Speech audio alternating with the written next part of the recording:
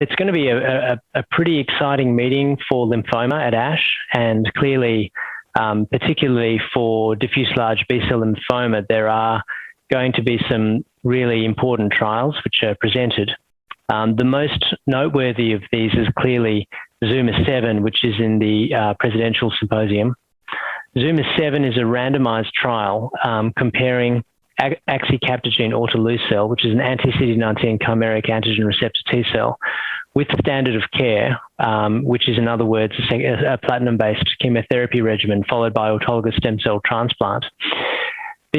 What's online at the moment is all I know because I'm not actually involved in the study, but at least from the data seen so far, it appears as if this is a positive study with a significant advantage in terms of progression-free survival for patients who were randomized to receive axi-cel over autologous transplant, which is really interesting. No Kaplan-Meier survival curves in the on the ASH website, so we're going to have to wait and see.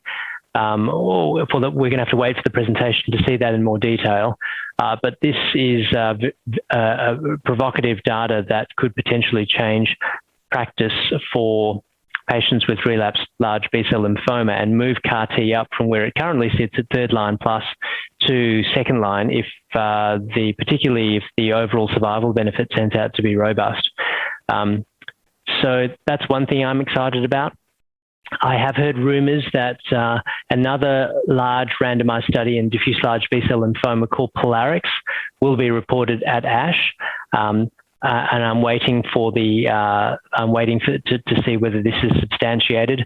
POLARIX is a large randomized study of in frontline diffuse large B-cell lymphoma with high risk. So from memory, I think IPI 2 to 5, with the design being a comparison between the standard of care, which is R-CHP, and R-CHP and the anti-CD79B monoclonal antibody drug conjugate, polatuzumab vedotin. So that regimen is called R-CHP because the vincristine is substituted for pola, and because they have the same toxicity, which is peripheral neuropathy. And again, from a Roche press release from August this year, we were told that that study was positive for its primary endpoint of progression-free survival, and we are obviously waiting to see that data presented. But two large randomized studies which potentially are going to influence practice, which will be hopefully presented at this meeting.